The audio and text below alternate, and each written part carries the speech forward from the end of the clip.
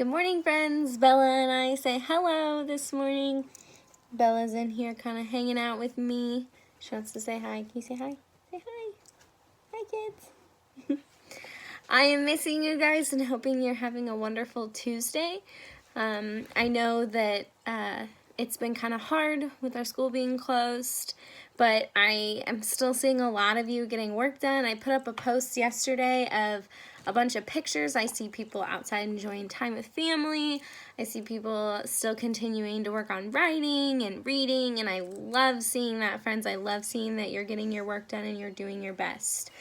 Today I wanted to talk to you guys about letter writing. So I know that when we left from school, we had started talking about writing a letter to a friend. We started talking about writing our Flat Stanley letters to friends. So we started talking about parts of a letter. And the reason I want to talk about how to write a letter is because right now is a really good time to connect through writing letters. Writing letters to your family members that you maybe can't go see right now, or even just writing letters to people in, hospitals or old folks' homes who don't really get to have any visitors right now because of the virus.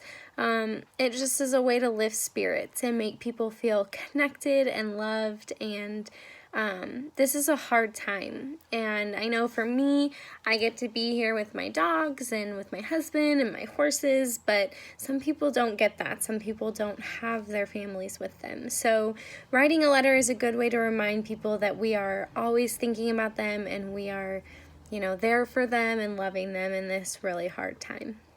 So I wanted to talk to you guys about parts of a letter. So I wrote up a letter that I'm going to send to somebody in an old folks home. And I kind of bubbled the pieces of my letter. So we're going to talk about each piece. So we talked about them before we left, but I just want to kind of refresh your memory, especially if we're going to be writing letters to people. So first I have this little piece up here in my purple box, which is what? Can you remember what this is? Right, that is our date. So my purple little cloud is our date. And we always want to put our date so that people know when we wrote it or when we sent it to them. Okay? Then we have the little orange right here, which was what? Does anybody remember what that was called? It started with a G. Right, that was our greeting. And your greeting is going to look a little different depending on who you're writing to.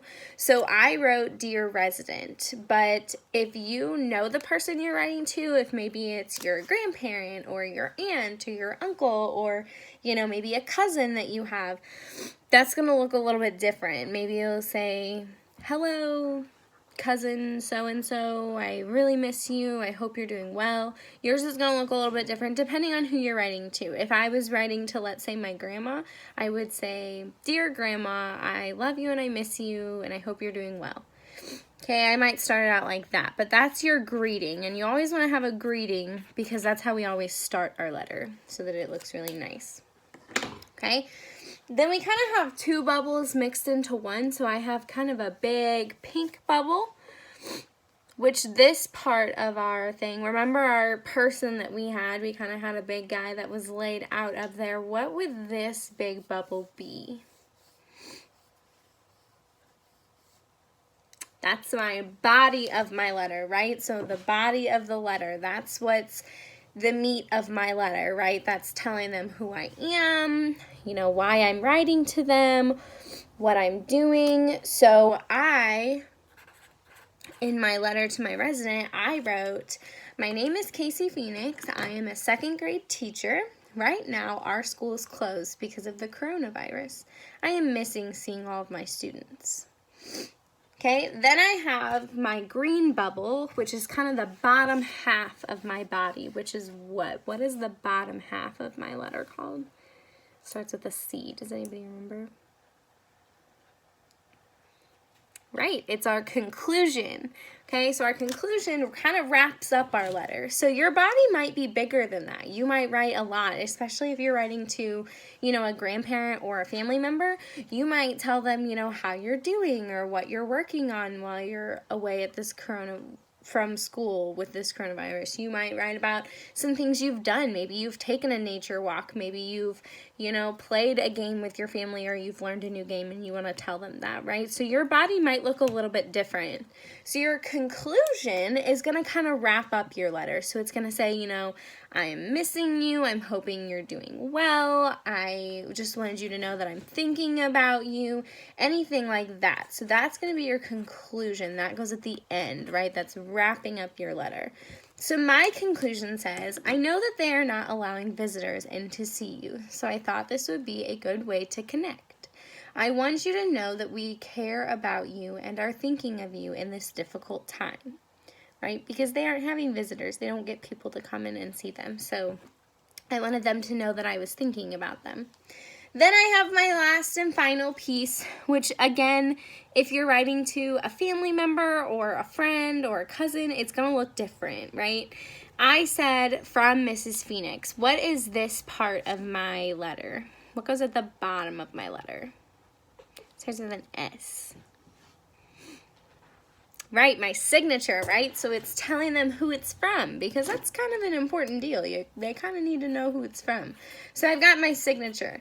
And again, like I said, your signature might look a little bit different. It might say, love so-and-so, or I miss you and hope you're doing well, from Mrs. Phenix. Okay, just depending on who you're writing to, it's going to look a little bit different. Your letters are all going to be different, and that's what makes them unique and awesome, and what makes them something fun to send out. So remember your parts of your letter when you're writing it. I'd love to see a picture of your letter if you send a letter out. That would be so awesome. And I'd love to see the neat, nice handwriting, maybe the colors. You can do it with, crayons, colored pencils. Make it fun. Make it exciting. Maybe draw them a picture. Maybe I'll draw them a picture down here when I'm done to send it. Okay? So always remember, date, greeting, so how you're going to greet them. Then you have your body, your major part of your letter. Then you have your conclusion, just wrapping it up, telling them why you're writing them, and then your signature. Friends, I hope to see that everyone is writing a letter, even if it's maybe just going to a sibling in your house. Maybe you guys can make mailboxes out of cereal boxes. We used to do that when I was little. We used to cut out cereal boxes, make a mailbox, put it outside your door, and you guys can write letters back and forth to each other. Anything to get you writing and having fun. Okay, I love seeing all the pictures. Please continue to send me pictures, videos, anything that you're doing. I love seeing it all, friends.